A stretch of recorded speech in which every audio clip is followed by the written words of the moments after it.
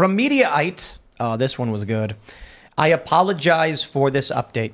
CNN's Jake Tapper reports on Michael Cohen's, we'll say this in a second, Michael Cohen's tweets during the Trump gag order hearing. The gist of the news is that Michael Cohen has been going on TikTok and social media, disparaging Donald Trump to an extreme degree and his campaign, to the point where now Donald Trump is being held, he's having another contempt hearing for gag order violations. But even CNN is saying that Trump has credibility because Michael Cohen, and earmuffs for your children, ladies and gentlemen, Michael Cohen referred to Donald Trump as Von Schitzenpants. And Jake Tapper apologized before reading it. Let me just play this quick segment for you guys.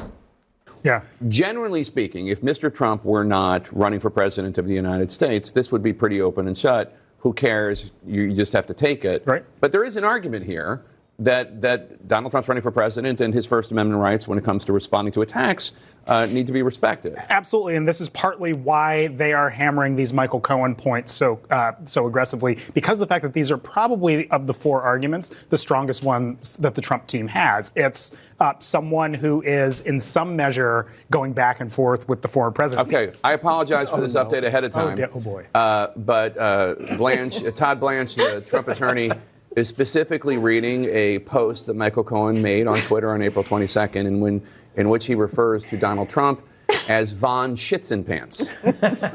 That is just a factual record that I am bringing before you. This is in the court transcript. Von Schitzenpants. Blanche also said there are repeated attacks on Trump and his candidacy on Cohen's podcast and TikTok account. Dana Bash, I know you want to weigh in on Von Schitzenpants. I think you did it on behalf of all of us. You've taken care of it for all of us. I have been calling it Von Poops and Pants for weeks now, but now it's a part of the official transcript. I do think that when it comes to just the raw politics of this, the argument that Donald Trump is making out in the world, not just when he comes into court and when he leaves court, but when he's on social media, when he's at his rallies, about I'm gagged, I can't speak. When you look at this, which we should say, he can speak about the judge. He can speak broadly about a lot of things. It's very narrow what the gag order is about, but it does include Michael Cohen because Michael Cohen will be a witness. And when Michael Cohen makes very clearly political statements against Donald Trump, it gives Donald Trump a much more credible political argument saying, this is ridiculous that I can't speak. Blanche just showed articles quoting Cohen, quote, talking extensively about Trump's presidential campaign. When CNN is forced to defend Donald Trump, it's not looking good for these Democrats in this court case. Yeah, it's interesting because they start off by being like, well, none of this would matter if he wasn't running for president. And you're like, well, the whole reason he's on trial is because he's running for president. Exactly. The audacity of this man. The judge in this case did say when he issued the fine the other day, I'm trying to remember the exact terminology, but effectively the gag order is not supposed to be a sword and shield for Trump's detractors, right? Like, he acknowledged that this was being used as an opportunity, I think both by Stormy Daniels and definitely by Cohen, to throw punches at Trump when Trump is restricted on how he's allowed to publicly defend himself. And again, I find this to be a really interesting case, sort of in a nuanced way, because some of it is, he's retweeting posts. So is that actually commenting on it? Other ones he's, or whatever the truth, he's trumpeting. He's quote trumpeting these things and he's alter them. That's lame. And so the context of which we're having to examine a gag order with the nuances of social media is fascinating. But again, this is not a great look for anyone who is anti-Trump when you're like, this guy is actually making us all look like idiots. Shout out to Michael Cohen. I don't have I have nothing to add. Like, it's all just garbage. Like, Michael Cohen talking smack about Donald Trump has been the same thing forever. The fact that there's a gag order on Trump is ridiculous. This is all just a political hit job. It's just, the whole thing is just garbage. I want to see, should gag orders be applied to retweets? Litigated all the way to Supreme Court. I think this is fascinating. It's all election interference, and the fact that we have to entertain this, and we have to entertain this process. Like, it is clearly, and I don't want the federal government to step in or anything like that, but it is really frustrating that there is no authority. You can be like, look, someone has to come in and be adults, because it's clearly not. Clearly they're not behaving like adults. They're not behaving like actually impartial. Impartial juries and stuff. It's frustrating. It all feels very Venezuela to me. I haven't followed this as closely as you guys have, because I just dismiss it as that. This is just the politicization of the judicial process. But I have a theory. Like, some people believe that Trump lost the re-election because of mean tweets.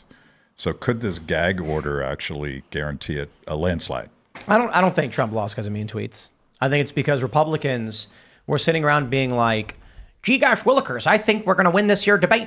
And then the other Republican was like, if we keep telling the American people how good we are, then we're going to win the debate. And Democrats were sitting there going, can we just get people to put their names on a piece of paper? How many of those can we get? Republicans seem to think, and they thought the whole time, I was making the argument too.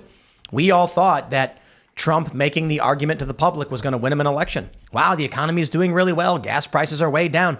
Donald Trump's coming out here and he's talking about his plans. Makes a lot of sense. I said his second term agenda looks great. I'm going to vote for him. And Democrats were going, oh, we don't even need a candidate. Biden can just sleep all day.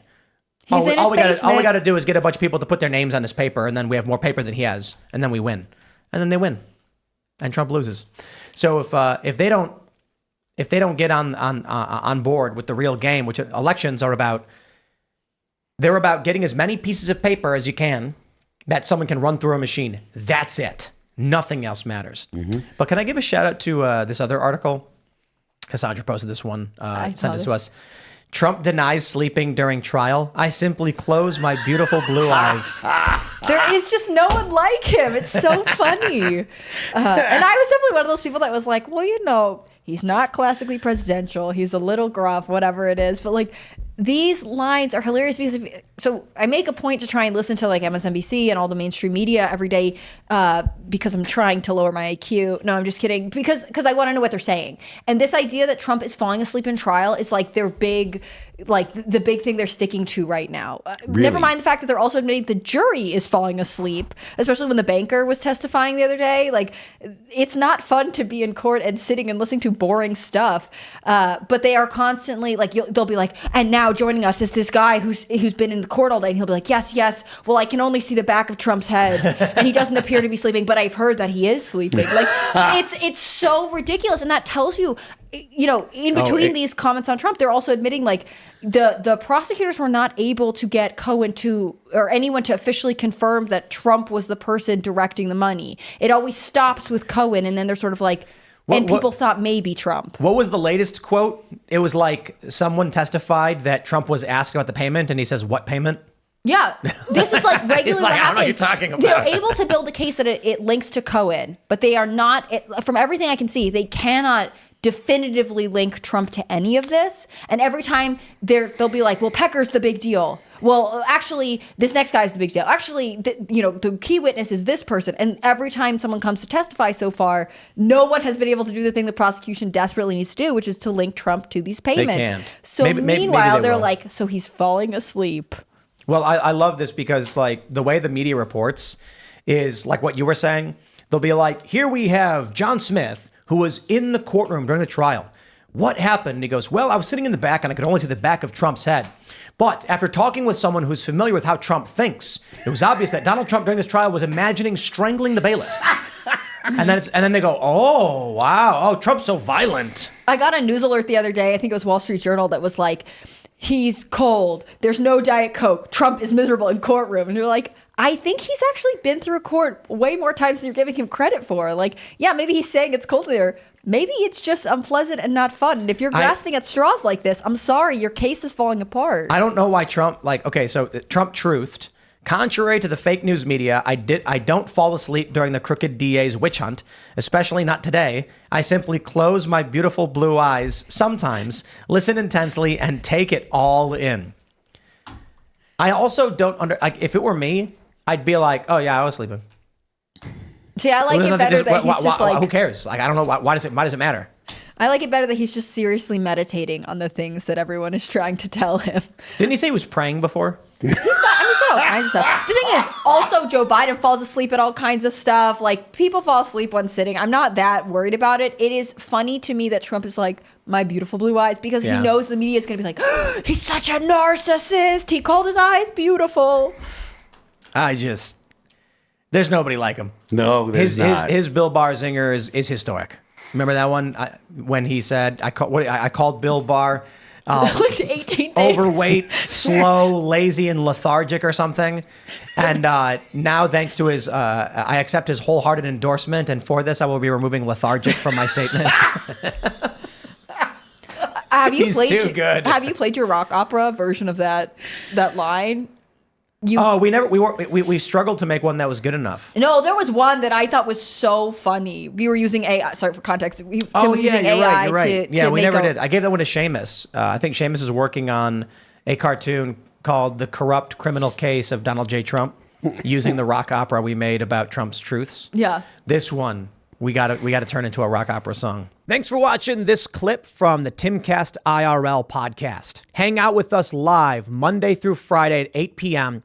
and become a member over at timcast.com for uncensored, members-only shows exclusive. Thanks for hanging out, and we'll see you all next time.